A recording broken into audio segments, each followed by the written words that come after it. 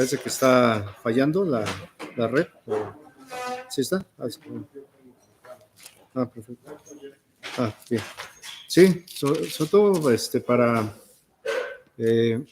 darle la bienvenida a todos y también la bienvenida a aquellos hermanos que se conectan a través de los medios digitales. Hemos sabido que nuestro hermano Olvera, Jesús Olvera, sigue convaleciente, sigue con algún tema relacionado a los efectos del COVID. Pues que Dios bendiga a nuestro hermano, a su familia, a su esposa, toda su familia. Nuestra hermana Amanda, por ahí hemos tenido conocimiento también que está padeciendo algún tipo de enfermedad.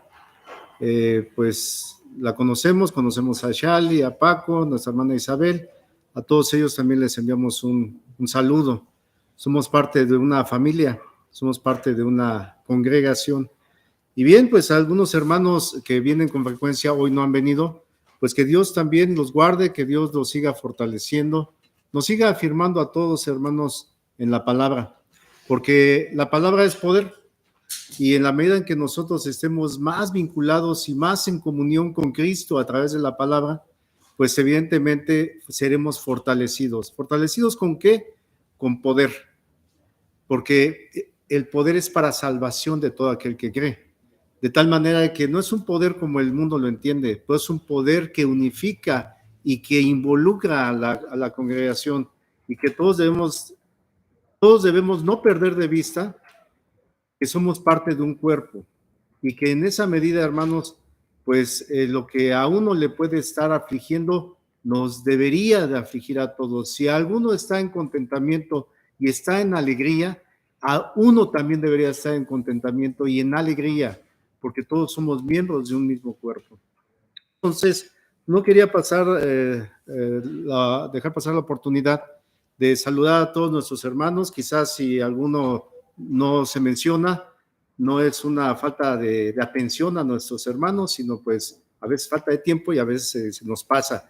Pero igual están los hermanos en Toluca, que recientemente nuestro hermano pastor ha estado visitando. También están los hermanos en Morelos, a los cuales también se les ha estado llevando la palabra, y con gusto y en el amor de nuestro Señor Jesucristo, a todos aquí o allá se les da la bienvenida a este culto general. ¿Sí? Bien, hermanos, pues el tema que se tratará en esta mañana tiene que ver justamente, bueno, se les envió por ahí la liga, y me parece que tiene que ver con una necesidad, me parece que quedó como lo que necesitaba Nicodemo, ¿no? Lo que necesitaba saber Nicodemo. Pero creo que después se mandó y se puso lo que Nicodemo necesitaba conocer. Me parece que algo así se mencionó. Solamente a manera de ser un poco extensivo en el entendido de estas palabras, a veces puede no tener el mismo significado y ciertamente puede tener una trascendencia en cuanto al entendimiento de conocer y saber, porque conocer es solamente, y fíjense que tiene mucho que ver, tal vez esta distorsión o forma de equivocación aparente, de un error tal vez, de poner ayer saber lo que Nicodemo necesitaba saber, y hoy se pone lo que Nicodemo necesitaba conocer. Tiene que ver mucho con justamente lo que vamos a ver. Si me quieres acompañar al capítulo 3 del Evangelio del apóstol Juan, ciertamente vamos a hablar un poco acerca de Nicodemo, y tal vez trataremos de contrastarlo de manera un poco más general con Juan el Bautista, ¿sí? Pero Nicodemo era una persona que conocía. Nicodemo era un fariseo. Ahorita vamos a leer la parte del texto. Pero Nicodemo era una persona sumamente preparada e ilustrada en la ley. Y no solamente la ley, hermanos. Nicodemo, es cierto, ahí dice que había un hombre de los fariseos que se llamaba Nicodemo. De entrada, fíjense, fariseo. Un varón, porque tenemos que hacer una diferencia, no a manera de discriminación, pero en ese entonces, en ese contexto cultural, en ese contexto temporal, el ser hombre y el ser mujer tenía un grado de distinción o diferencial enorme. Entonces, los fariseos solamente podían ser hombres. Entonces, era un varón, era fariseo, se llamaba Nicodemo. Nicodemo es una palabra que está integrada ya en el griego. Nico es de donde precisamente proviene la palabra Nike, que actualmente conocemos, ¿sí? Que significa vencedor, Nico. Y demo, que proviene de una raíz en griego también, que es demos, pueblo o personas. Entonces, vencedor de ciudades o de personas. O sea, como que todo en él era algo poderoso, como algo que lo alzaba, lo levantaba, lo exaltaba. Y entonces, Nicodemo era una persona que desde los 12 años, al ser fariseo, se preparaban desde los 12 años aproximadamente en el conocimiento de la ley. Los 5 primeros libros, lo que conocemos como el Pentateuco, sabemos, es el Génesis, es el Éxodo, es Levítico, es Números, es Deuteronomio. Entonces, él tenía la obligación, la responsabilidad como fariseo de conocer de memoria, de aprenderse de memoria los 5 libros de la ley. Y no solamente esa ley, sino que además había alrededor de 700 agregaciones a esa ley. Por eso nuestro Señor Jesucristo ahí en Mateo les hace una advertencia de que se están dejando llevar, aún no obstante que ellos fijaban sus propias tradiciones a partir de la ley, pero había mucha tradición, mucho estarse trasladando pensamientos de manera oral, no solamente la ley. En ese sentido eran 700 adendos que se hacían a la ley, se los tenían que aprender de memoria también. Entonces, no solamente era una persona calificada de acuerdo a ese contexto de ese grupo farisaico, ¿sí? Porque vamos a leer y vamos a tratar de ir despejando. Yo creo que muchas veces ustedes han no solamente leído este capítulo 3 que habla acerca de ese encuentro tan importante que se da entre 2 corrientes y 2 doctrinas totalmente antagónicas, ¿sí? Yo creo que además han escuchado algunas otras predicaciones, o ustedes mismos han reflexionado, han meditado, pero ciertamente este capítulo debería de ser algo que nos esté moviendo constantemente meditándolo, viviéndolo, experimentándolo, poniéndolo en práctica. Dice, había un hombre de los fariseos que se llamaba Nicodemo, un principal entre los judíos. Y volvemos a ese punto. Entonces, su nombre, era un varón, era fariseo, ya dijimos, los fariseos aproximadamente en este tiempo, era el tiempo o desde Herodes el Grande, se calculaban alrededor de 600 fariseos. No tengo mal dato. 6,000 fariseos. Usted dice, no, pues como que eran muchos, ¿no? Un grupo muy, muy especial.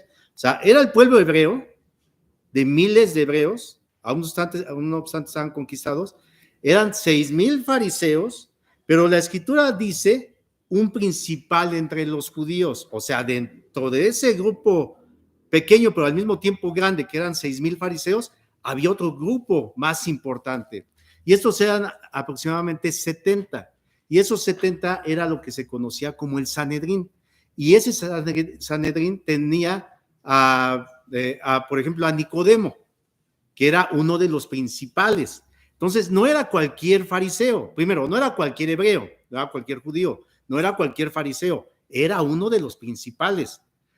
A donde te quiero llevar, hermano, es a que consideremos con quién se está encontrando nuestro Señor Jesucristo. ¿Sí?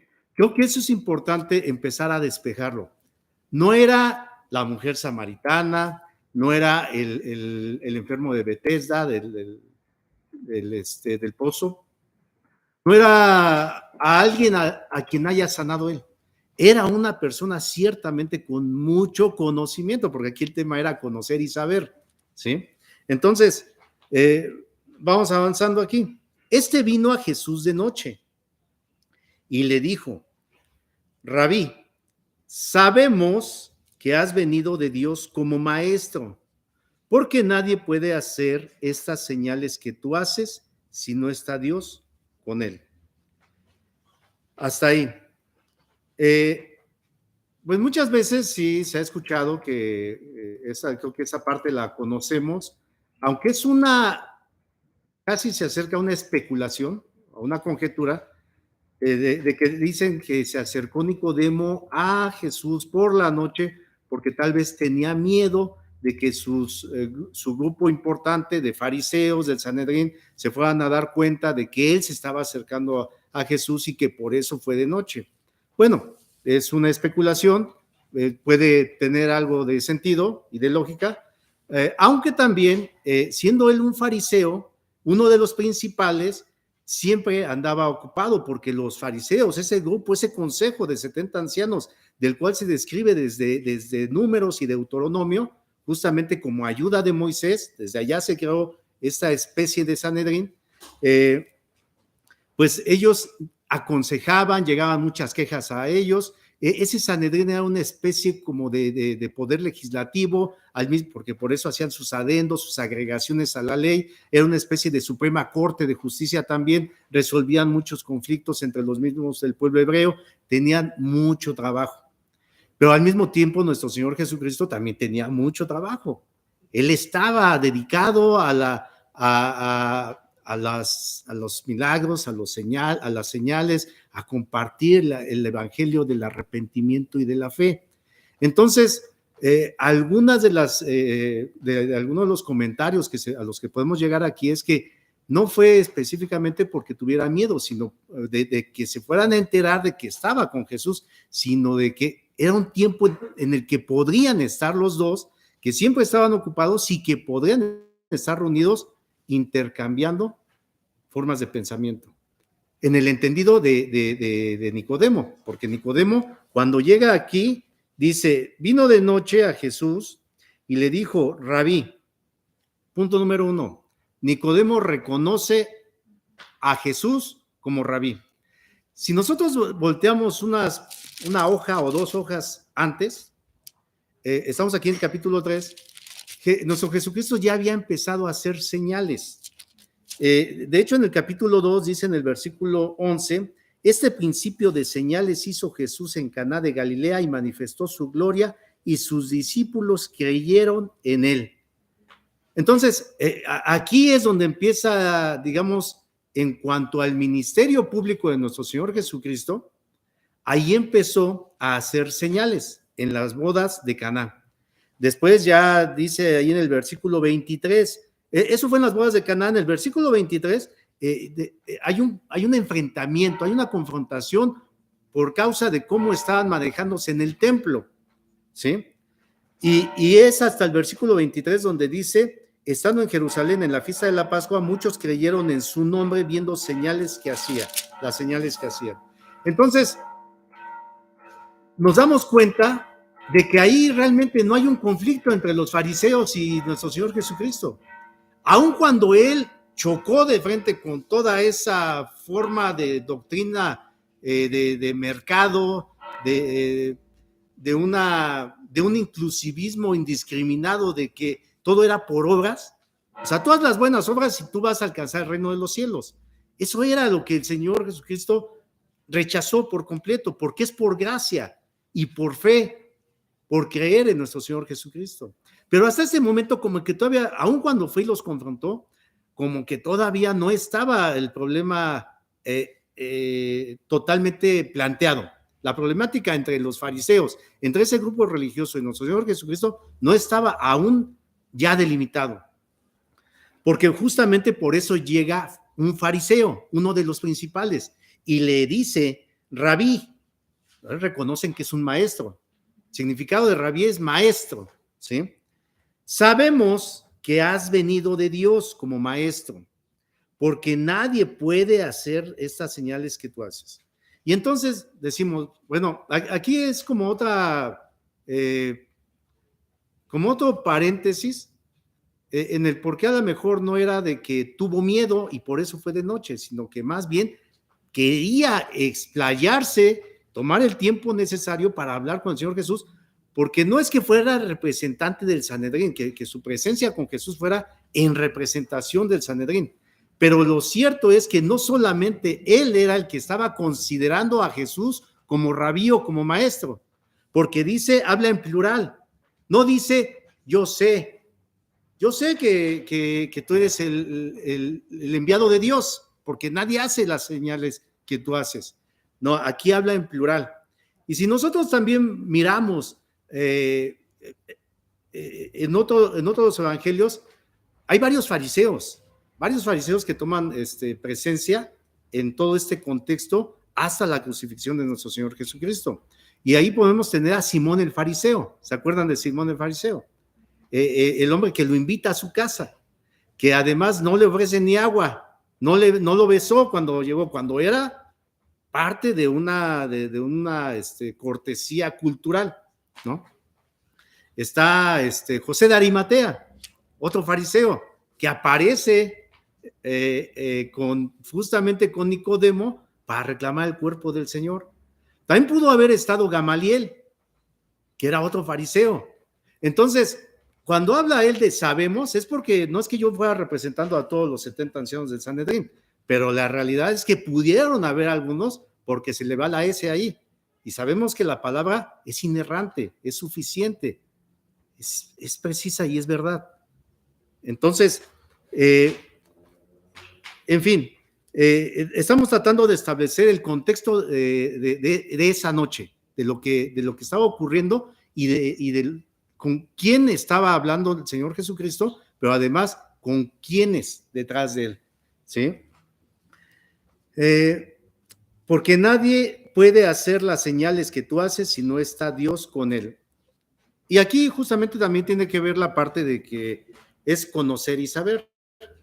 Estamos tratando de aterrizar al punto de que Nicodemo conocía mucho acerca de la ley, conocía acerca mucho de las tradiciones, juzgaban, creaban ellos sus propias normas. En teoría sabía, pero aquí dice que has venido de Dios como maestro.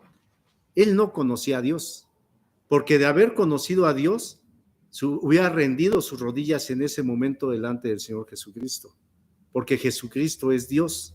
Y por lo tanto, él necesitaba no conocer, necesitaba saber, porque la base de la sabiduría es el saber justamente, el principio de la sabiduría es el temor de Dios, y él no reconoció al Creador.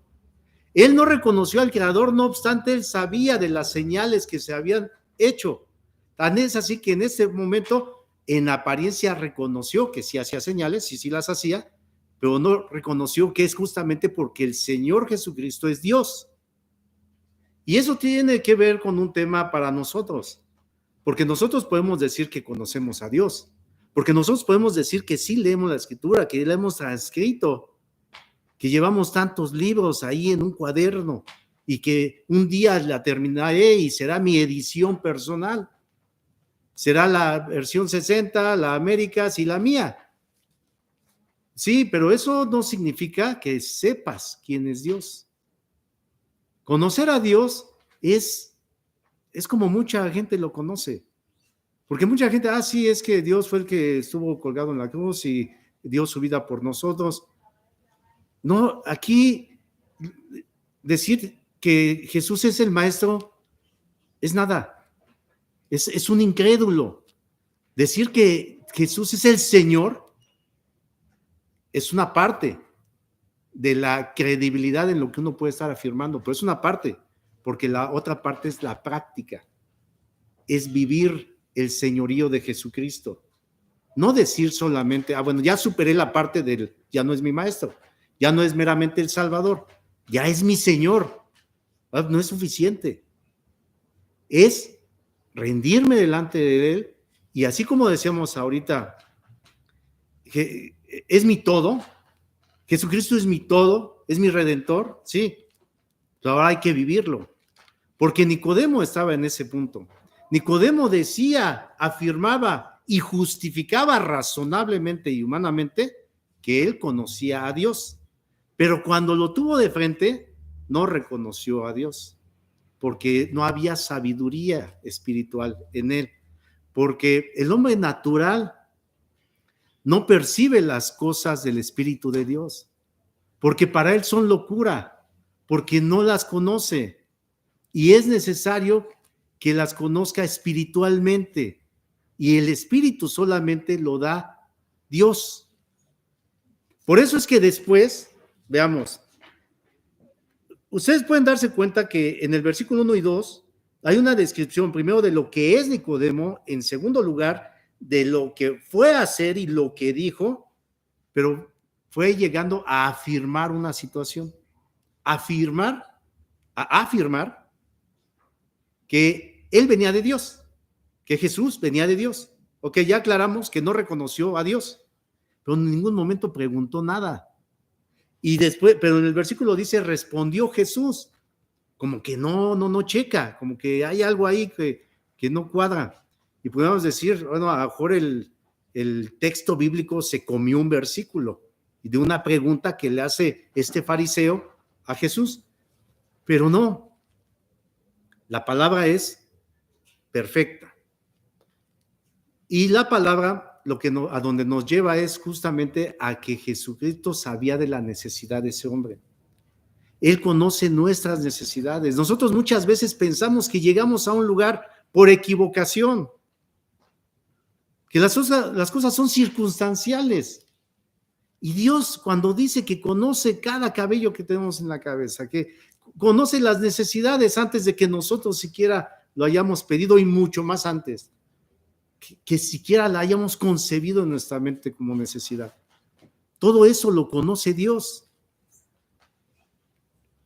No te digo esto como para tratar de hacer una elucubración del gran poder de Dios. Es una realidad, hermanos. Una realidad que es que Jesucristo está a tu lado, ahorita en este momento. Y de que Él está explayando y desprendiendo su esencia de su palabra cuando nosotros la estamos leyendo.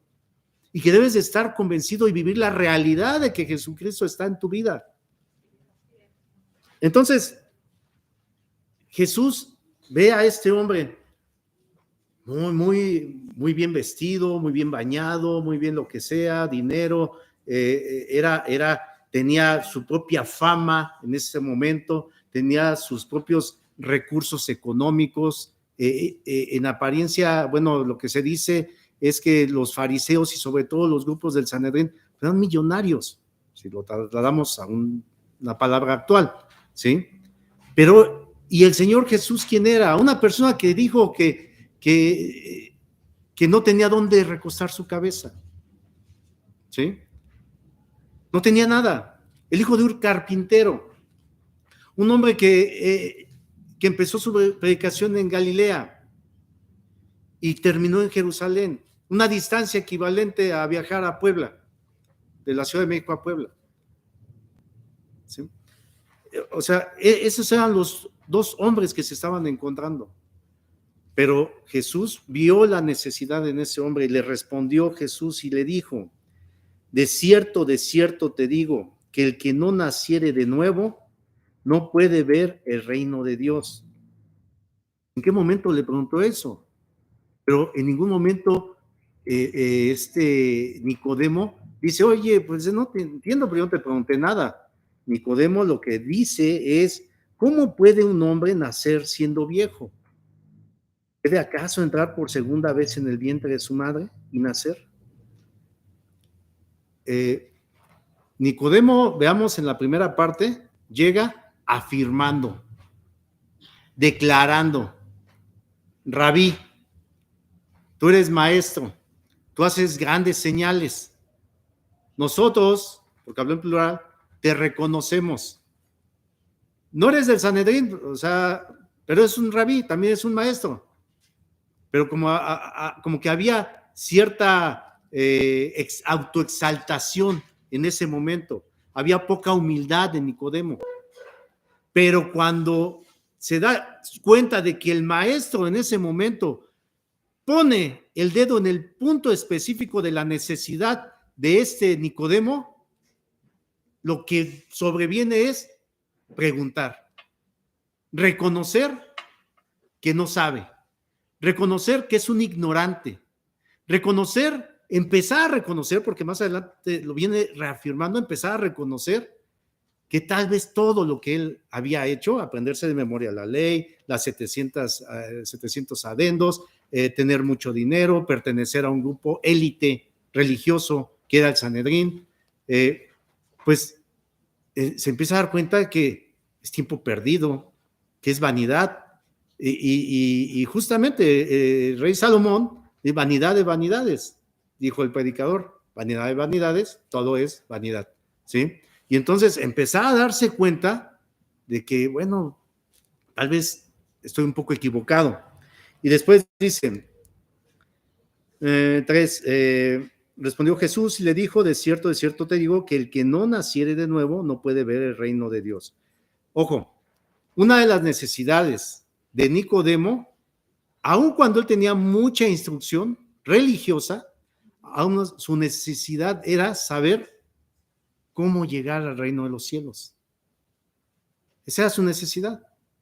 Un poco, si lo queremos trasladar a la parte de que también el joven rico se presentó, pero él también quería alcanzar el reino de los cielos.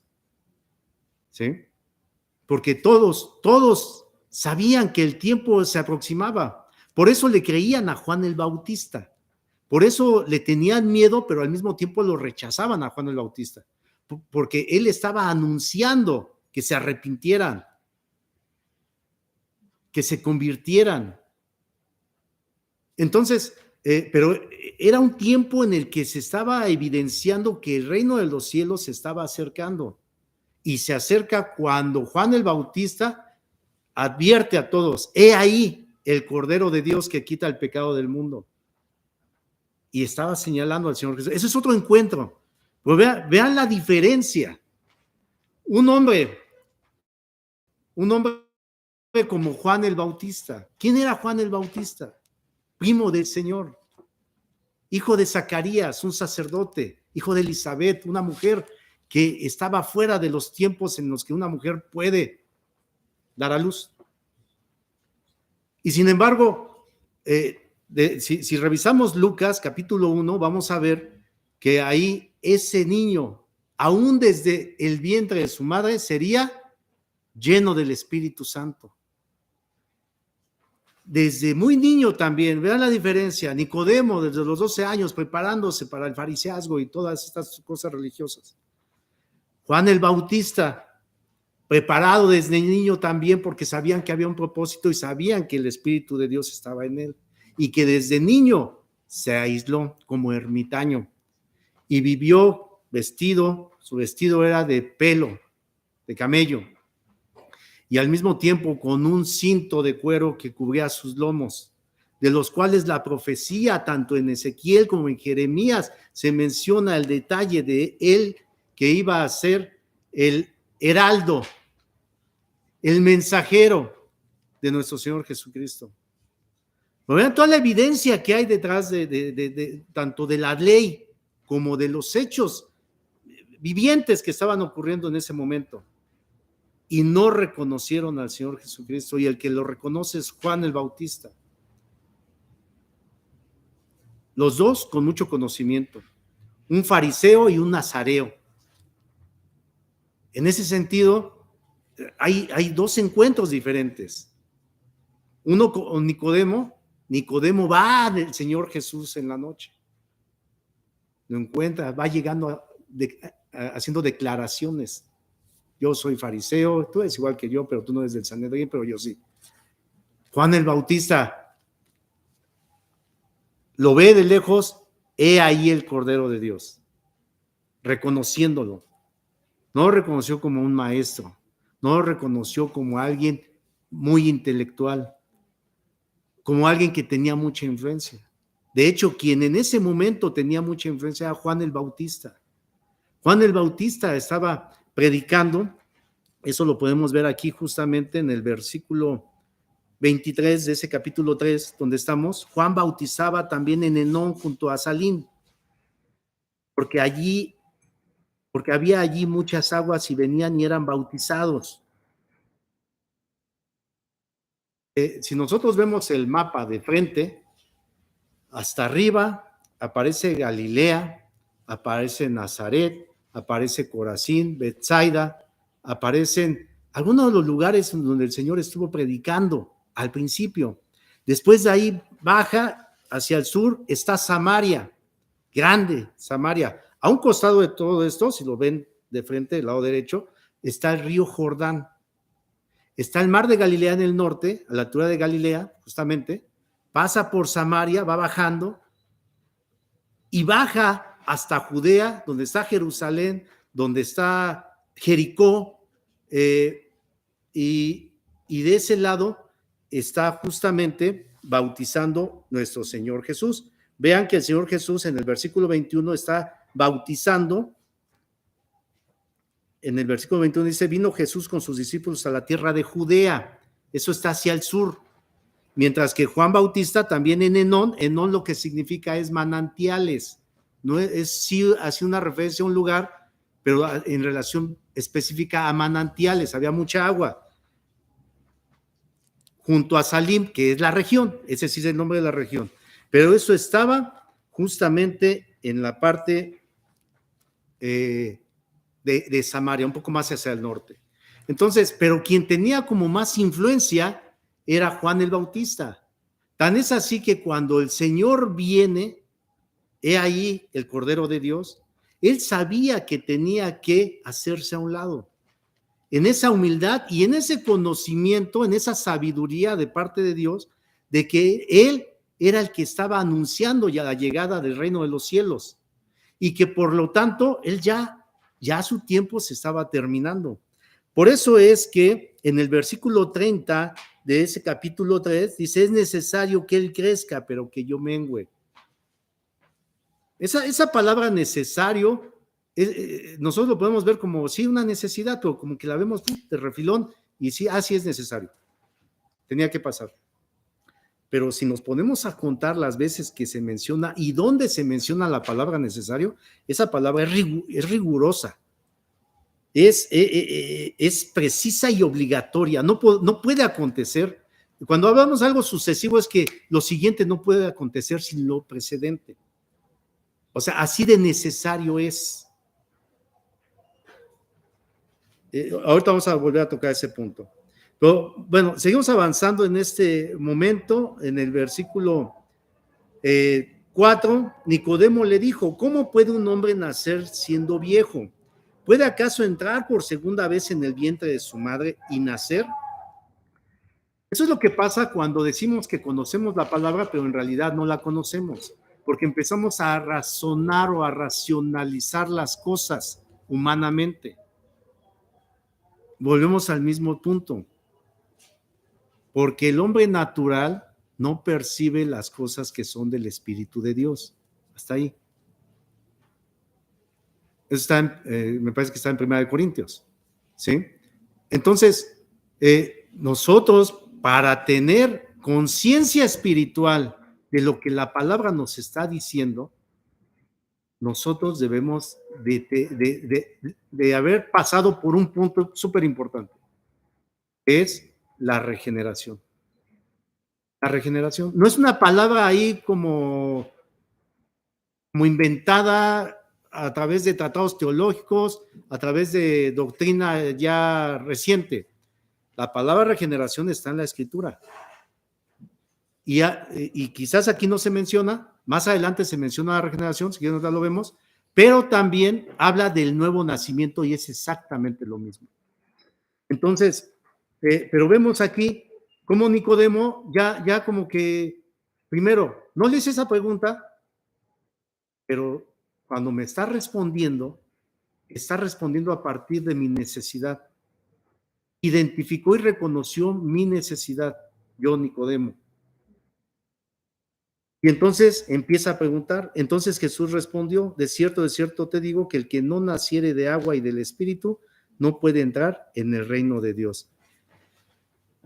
Dices, bueno, ¿a qué se está refiriendo aquí el maestro? Primero, cuando dice de cierto, recordemos que es un énfasis. Es Nicodemo, escucha bien esto. O sea, casi diciendo, no te distraigas. Esto escúchalo bien. Si quieres distraerte con lo demás, esto escúchalo bien.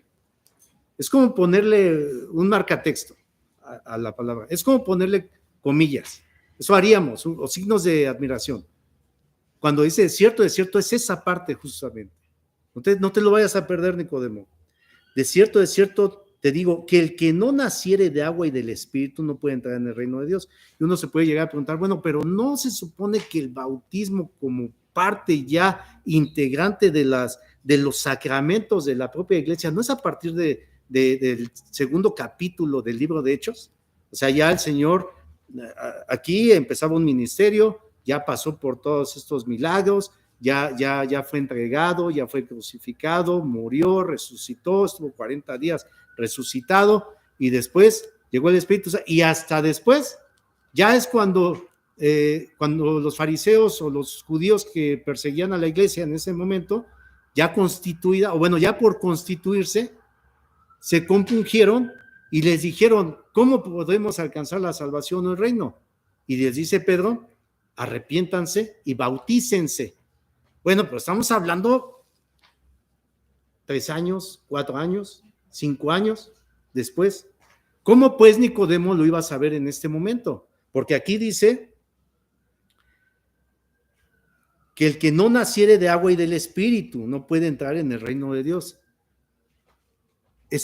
Nuestro Señor estaba hablando con una persona que se supone conocía la ley, conocía todo el Antiguo Testamento. Y esto lo podemos ver, el Señor no le estaba hablando algo acerca de lo que iba a hacer, no, de lo que ya se había dicho en el Antiguo Testamento. Pero es que muchas veces nosotros podemos descuidarnos y distraernos. Podemos estar leyendo y no estar meditando en la palabra, no estar reflexionando en la palabra. Y eso nos hace un fariseo. Un fariseo era un incrédulo. Y un incrédulo es un enemigo de Dios. Mirémonos cuando estamos en una meditación, en una oración. Por eso el apóstol Pablo en Corintios también advierte que nos examinemos a nosotros mismos. Si quieres, acompáñame a Ezequiel capítulo 36.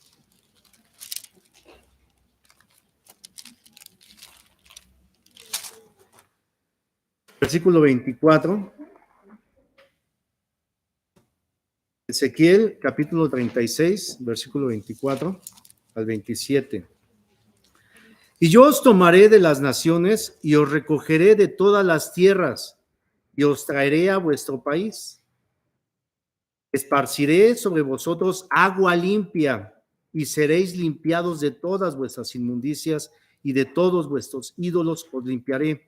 Os daré corazón nuevo y pondré espíritu nuevo dentro de vosotros y quitaré de vuestra carne el corazón de piedra y os daré un corazón de carne y pondré dentro de vosotros mi espíritu y haré que andéis en mis estatutos y guardéis mis preceptos y los pongas por obra. Jeremías 31.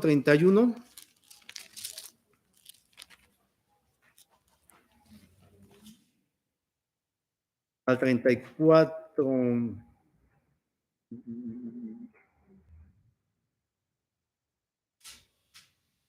Bueno, el 31. He aquí que vienen días, dice Jehová, en los cuales haré nuevo pacto con la casa de Israel y con la casa de Judá, no como el pacto que hice con sus padres el día que tomé su mano para sacarlos de la tierra de Egipto, porque ellos invalidaron mi pacto, aunque fui yo un marido para ellos, dice Jehová.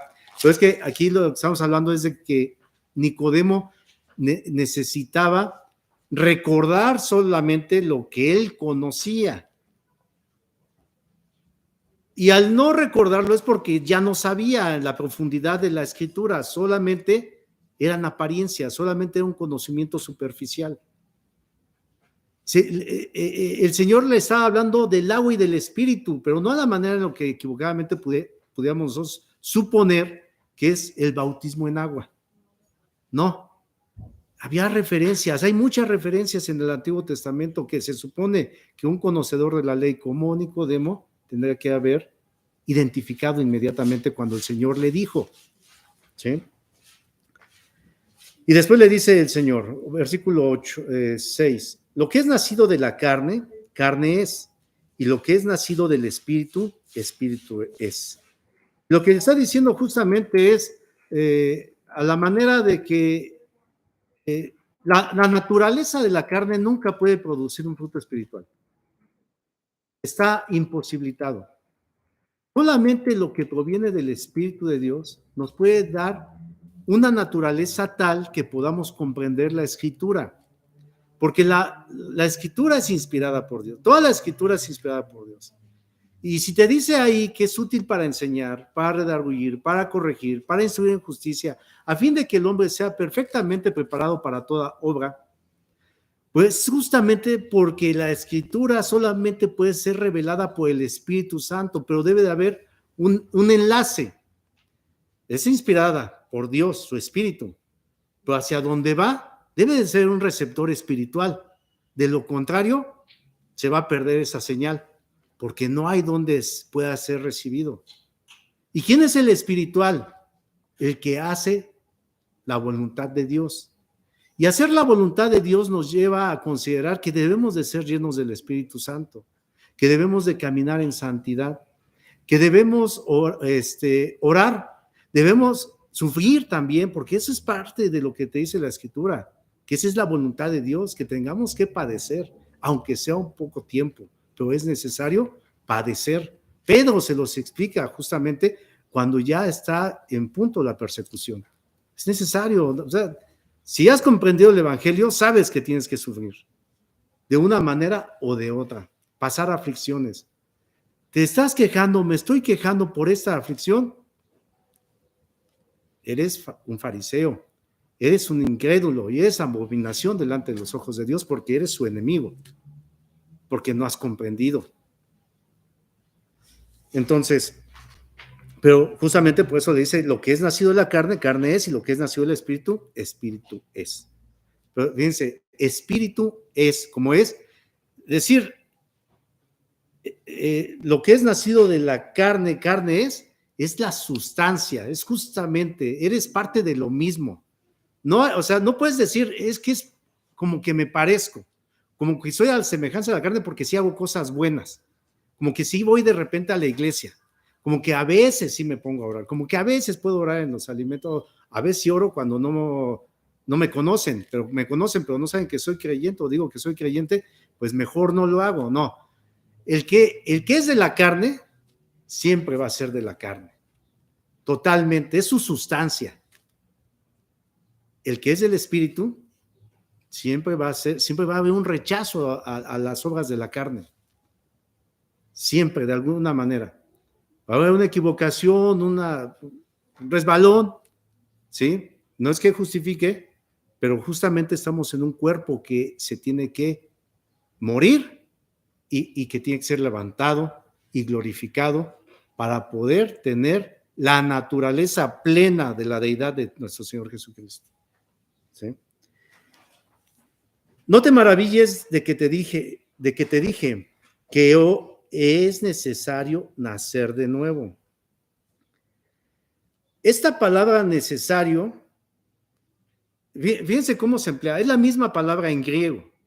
Por eso decía hace un momento, tiene importancia a veces detenernos y tratar de encontrar el sentido objetivo profundo, la base etimológica de las palabras, porque nos dan un contexto y un alcance, la trascendencia de lo que nos quiera entender el Espíritu Santo.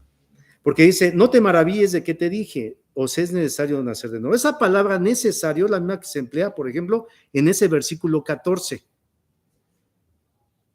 Y como Moisés levantó la serpiente en el desierto, así es necesario que el Hijo del Hombre. Él está hablando de que tiene que subir a la cruz. Es necesario. Y lo necesario justamente tiene que ver con algo que es preciso, que es obligado. No puede ser de otra manera. Así debe de ser. Y aquí el contexto es de que no te maravilles que te dije, os es necesario nacer de nuevo. Justamente porque cualquier persona que pretenda alcanzar el reino de los cielos por sus obras, porque es buena persona, porque tiene una fundación, porque ayuda todos los 24 o 31 de diciembre, va a los hospitales y hace sándwich y los lleva. Y es un buen gesto, pero las personas con buenos gestos no entran al reino de los cielos. La persona que puede ser muy fiel, la persona que fue con su esposa, con sus hijos, con su patrón, ¿eh? Sí, pero no vas a entrar en el reino de los cielos. Es necesario nacer de nuevo. Con esto el Señor le estaba diciendo a Nicodemo, y así lo debió haber entendido Nicodemo, todo lo que he hecho pues, no sirve de nada. Es basura. Y justamente eso lo entendió otro fariseo. Y ya sabes de qué fariseo me refiero, que lo entendió. Y no lo entendió por sí mismo, porque era un perseguidor de la iglesia. En Filipenses 3, Filipenses capítulo 3, versículo, vamos a ver desde el 7, hablando Pablo, el apóstol Pablo.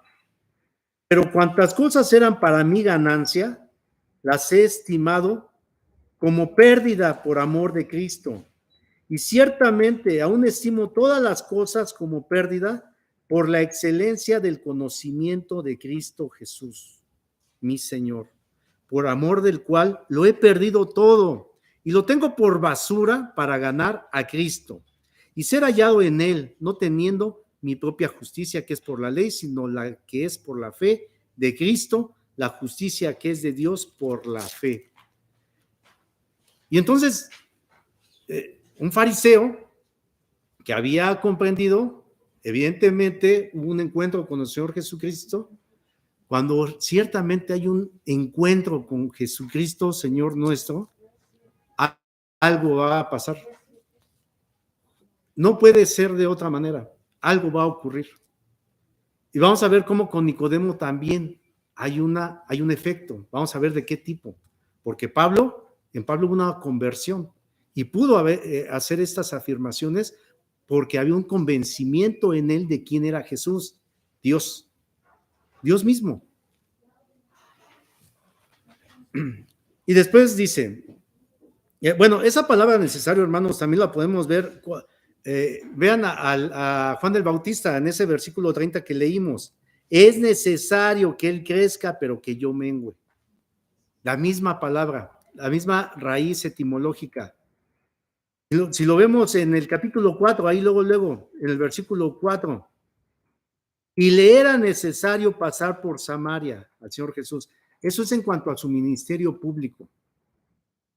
Era la predicación del arrepentimiento, la fe y de que el reino de los cielos se había acercado. Y la podemos encontrar también en la manera, no en cuanto al ministerio público del Señor Jesús, sino en la manera de adorar también, fíjense. Eso tiene que ver con el tipo de culto de adoración que hacemos aquí cada vez que nos reunimos. ¿Cómo se adora al Señor? Versículo 24 de ese mismo capítulo 4 dice, Dios es espíritu y los que le adoran en espíritu y en verdad, es necesario que adoren. Es la misma palabra.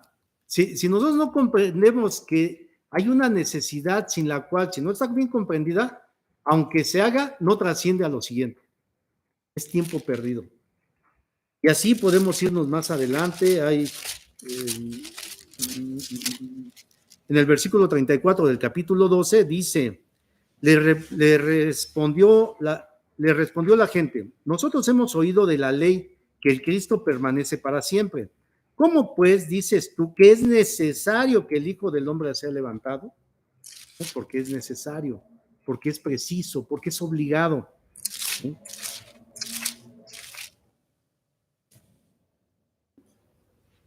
Versículo 9 del capítulo 20 de ese mismo libro, porque aún no habían entendido la escritura que era necesario que él resucitase de los muertos.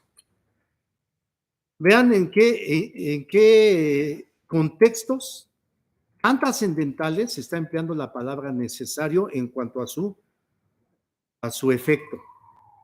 Es preciso y obligado. De lo contrario, lo demás no puede ocurrir, es sucesivo.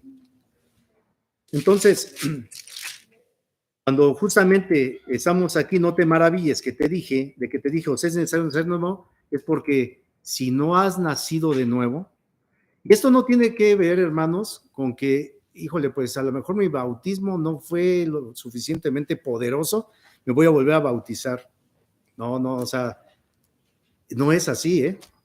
Ojo también ahí, porque primero, el ser bautizados en agua es un símbolo de que el Señor está regenerando y de que está dando una nueva vida al creyente. Pero eso puede ser, digo, el ladrón de la cruz creo que no le dio tiempo de ser bautizado en agua. Y sin embargo, el Señor hoy mismo estarás en el reino de los cielos. ¿Sí? Y esto que estoy comentando tiene que ver con el siguiente versículo. El viento sopla de donde quiere y oyes su sonido, mas ni sabes de dónde viene ni a dónde va. Así es todo aquel que es nacido del Espíritu. Y entonces lo que significa esto, bueno, aquí el Señor Jesús, a ver, Nicodemo, te he explicado algunas cosas que se supone que tú debes de conocer, de que tú debes no solamente conocer, saber. Te crees sabio dentro de un pueblo que tú maltratas. Te consideras un alto jerarca porque perteneces a ese poder religioso élite Sanedrín. Pero ya veo que no entiendes nada. Lo voy a explicar como con manzanas, con cosas de la naturaleza. ¿Sí? Y te voy a decir, el viento sopla de donde quiere y oye el sonido, mas ni sabes dónde. Pero lo que le está diciendo aquí es justamente que ese es el poder del Espíritu Santo. El poder del Espíritu Santo nosotros no lo vemos. Lo que podemos ver, lo que podemos percibir son los efectos. El viento sopla y podemos oír hasta que silba. Podemos ver que tira un mural o una barda o no sé, nos pega la tierra en nuestros ojos. Vemos el remolino. Sí, o sea, vemos el efecto. Vemos el trayecto, más no la trayectoria, porque no vemos el origen, pero tampoco vemos el final. Porque aquí lo que dice la palabra es, mas ni sabes de dónde viene ni a dónde va. Ese es el Espíritu Santo. No lo percibimos, pero sí podemos ver el efecto. Por eso el creyente que se dice creyente, que no da evidencia de la salvación y de la regeneración, tal como dice Pablo en Efesios, en donde dice que tenemos que dejar, que es el hombre nuevo y se tiene que dejar al hombre viejo, ¿no? Las cosas viejas pasaron, todas son hechas cosas nuevas. Entonces, de esa manera, lo que se ve es que produce algo. No sé en qué momento, obra del Espíritu Santo, y después ya no sé a dónde va, pero hay un efecto que se está moviendo en mí, que es constante, que es permanente. ¿Sí? Y eso es justamente a lo que está. El viento sopla de donde quiere y oye su sonido, mas ni sabes de dónde viene ni a dónde va. Así es todo aquel que es nacido del Espíritu. No se puede controlar no se puede controlar ni sabemos a dónde va esa obra de regeneración, porque de lo que está hablando aquí es de el nuevo nacimiento, de la regeneración. ¿En qué momento? No nos vamos a dar cuenta. Nos vamos a dar cuenta del efecto que se está produciendo en nuestra vida. Muchas personas pueden, en un momento de aflicción, clamaron al Señor, ellos mismos, conscientes, y ya con un estudio tal vez previo, porque habían escuchado la palabra, y llegó a su mente y dice, Señor, perdóname, me arrepiento de mis pecados, quiero rendirme delante de ti, y a lo mejor no hubo un culto, no hubo un pastor, no hubo un hermano, simplemente hubo un corazón contrito y humillado.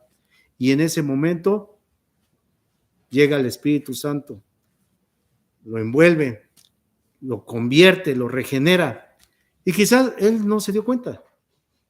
No se dio cuenta. Pasan los días, pasan los años y empieza a haber evidencia de que el Espíritu de Dios se está moviendo en él. ¿Sí?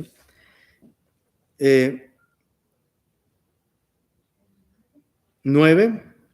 Respondió Nicodemo y le dijo, ¿cómo puede hacerse esto? Y ya el Señor Jesús también, Nicodemo, vienes a las horas de la noche, me despiertas y no entiendes. Sí, no entiendes. ¿Cómo le hacemos? Ya te lo expliqué con manzanas, ya te dije la naturaleza. Y le dice el maestro, respondió Jesús y le dijo, ¿eres tú maestro de Israel y no sabes esto? De cierto te digo que lo que sabemos hablamos y lo que hemos visto testificamos y no recibís nuestro testimonio. Ojo aquí. Aquí el Señor está diciéndole a él, primero le está diciendo, eres un ignorante. Como maestro, como profesor, dices que eres bueno, pero como alumno eres de primer año. Regrésate. De cierto digo que lo que sabemos hablamos y lo que hemos visto testificamos. ¿De qué está hablando? Porque también el Señor está hablando en plural, ¿eh? Está hablando en plural también. A veces esas pequeñas heces nos dan un contexto de comprensión bien importante, porque cuando vimos esa S en sabemos, pero en el versículo 2, que es cuando está hablando Nicodemo, está involucrando a personas. Lo siento, Nicodemo, pero no solamente eres tú y alguien más. Y la escritura medio nos puede ir llevando a quienes pudieron haber sido. Y a alguien más también, que tal vez no se menciona.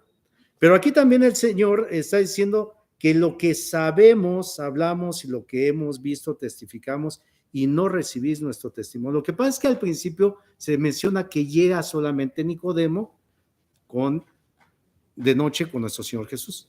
No se menciona a otra persona. Pero a no ser que haya sido por la revelación del Espíritu Santo a Juan, el apóstol que está escribiendo, a no ser que haya sido, finalmente es inspirada, pero cosa distinta es de que como a Juan el Apocalipsis también le haya revelado. Pero si dice que había más del Señor Jesús y Nicodemo, es muy probable que Juan estuviera en ese momento también ahí. Y que además pudiera haber otros apóstoles, porque está hablando en plural, porque está diciendo, pues nosotros hablamos lo que sabemos y eso mismo estamos testificando, hablando en plural, y no recibir nuestro testimonio. Hasta ese momento parece ser que no surtió efecto. Nuestro Señor Jesús está evangelizando a un fariseo, le está compartiendo el evangelio.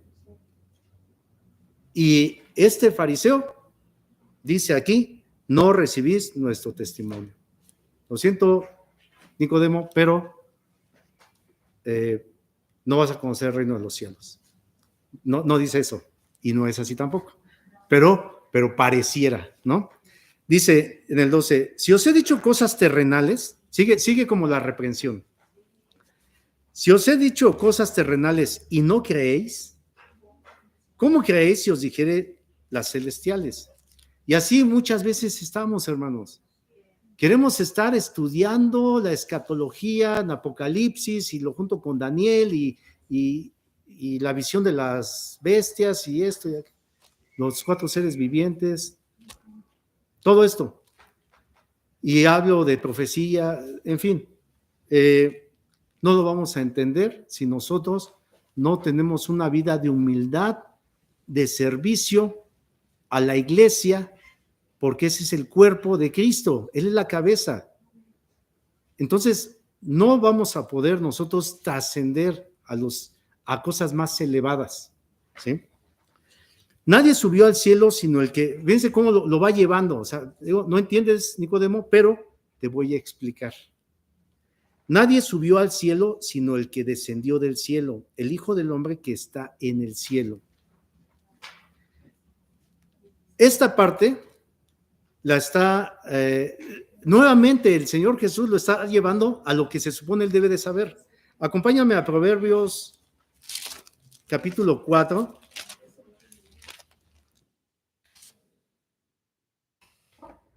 Proverbios capítulo 30, perdón, capítulo 30, versículo 4.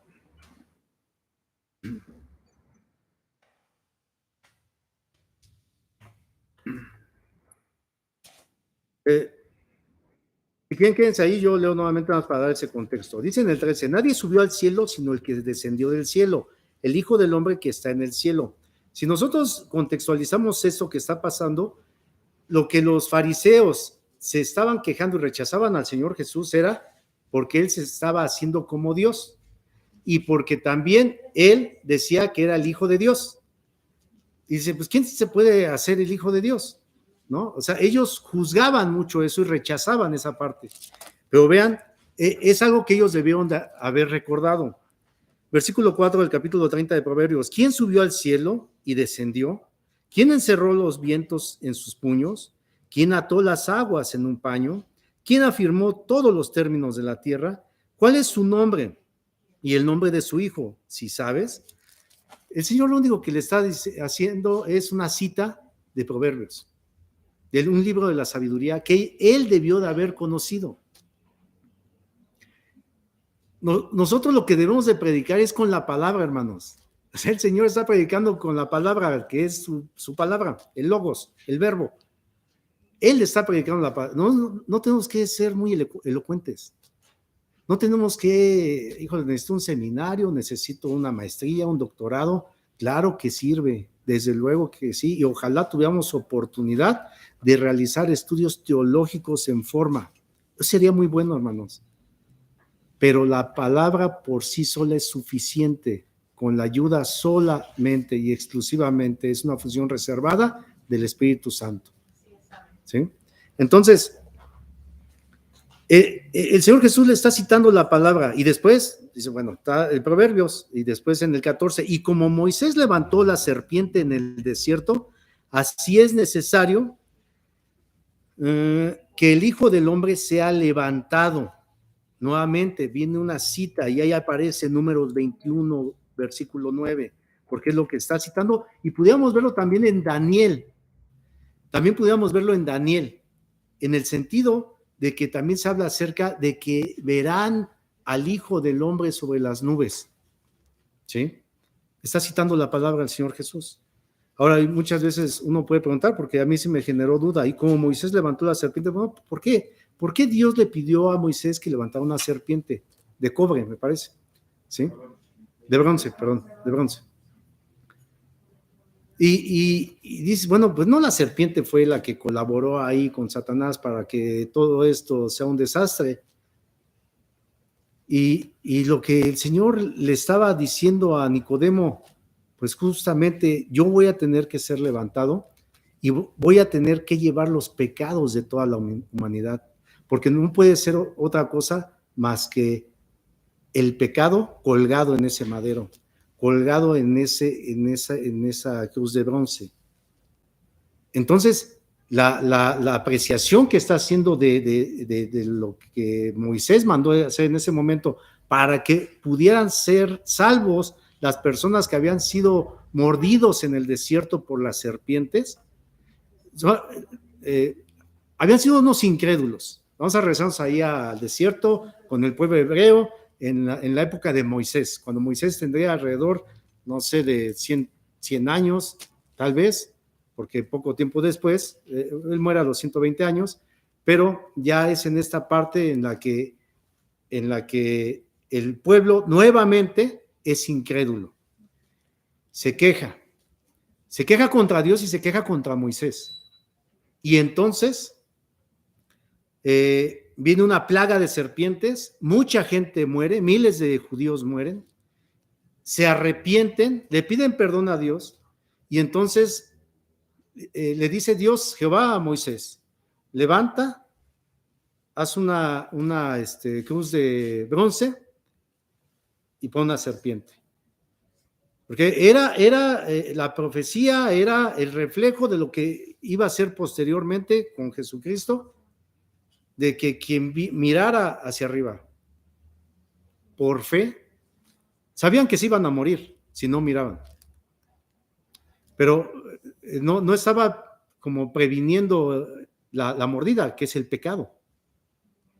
Estaba dando la solución para darle salvación y tenían que voltear hacia arriba. ¿Pero a qué? A un hombre que era sin pecado, pero que tuvo que ser hecho pecado. Y por eso está la serpiente ahí. ¿Sí? Y entonces dice, y por eso dice, y como Moisés levantó la serpiente en el desierto, así es necesario que el Hijo del Hombre sea levantado, para que todo aquel que en él cree no se pierda, mas tenga vida eterna. Y este es el enlace justamente de ese plan majestuoso de salvación en la persona de nuestro Señor Jesucristo, que nos sustituye a todos nosotros para llevando nuestras cargas, nuestros pecados, nuestras transgresiones, en Él la aflicción, donde nosotros deberíamos estar colgados, Él está por causa de todos nosotros. Y después viene, hermanos, un versículo 16 y 17. Muchas veces nos lo aprendemos de memoria, lo citamos, ponemos ahí el cartel con el texto del versículo, o no sabemos ni por qué, de dónde salió. Es el contexto. A quien se lo está diciendo es a Nicodemo, por causa de lo que hemos estado mencionando aquí. O sea, no es un texto aislado que podamos estar pegando por todos lados o citando en todos lados. Claro que sí, si hay una motivación correcta. Claro que sí. Y tapizamos si quieren todo, pero con la motivación correcta. No porque solamente me lo aprendí y suena bonito, porque de tal manera amó Dios al mundo que dio a su Hijo. Y así me lo recito, ¿no?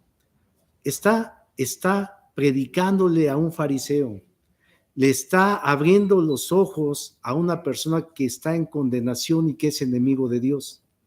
Le está diciendo que tuvo que haber subido a la cruz un hombre inocente y que tú como yo éramos culpables de muerte, de condenación eterna, no solamente de muerte.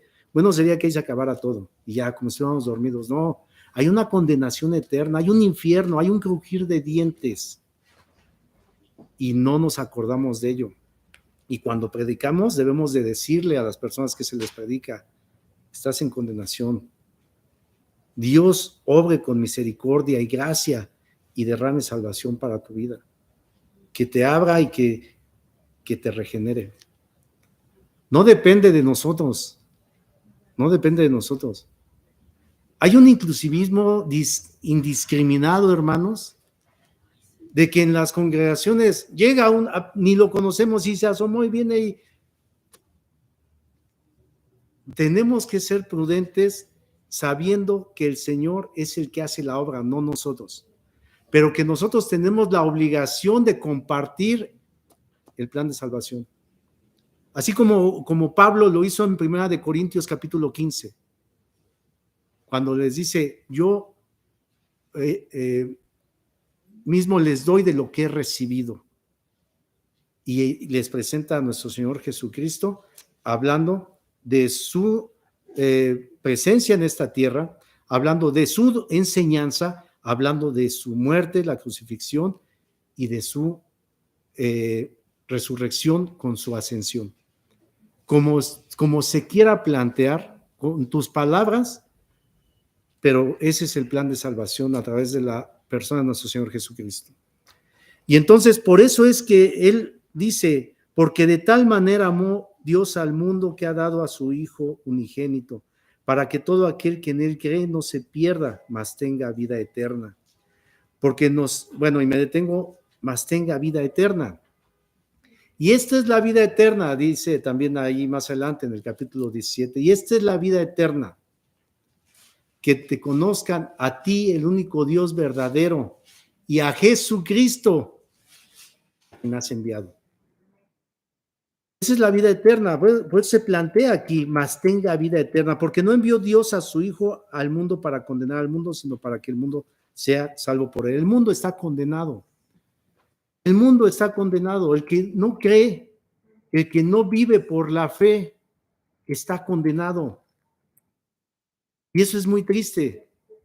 Y por eso el Señor, cuando miraba al pueblo, los miraba como ovejas que no tienen pastor, y habla ahí de la compasión que tenía el Señor Jesucristo, y les compartía el Evangelio, porque tenía compasión.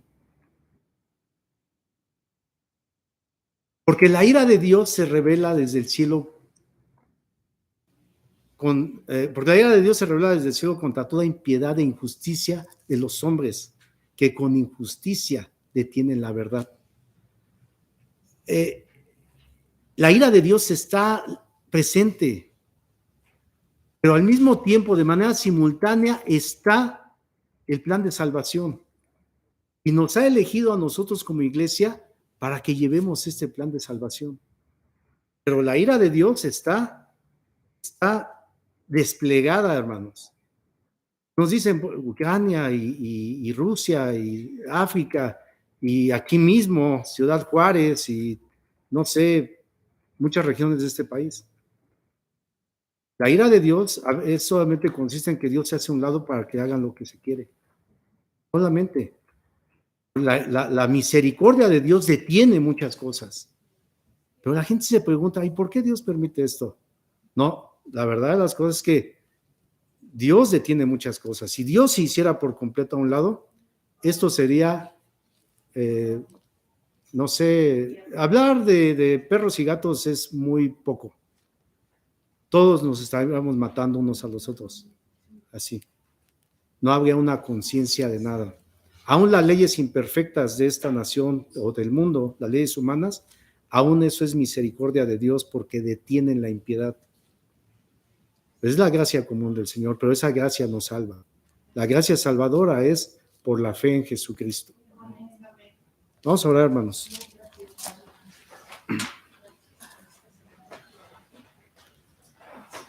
Señor, bendito Padre,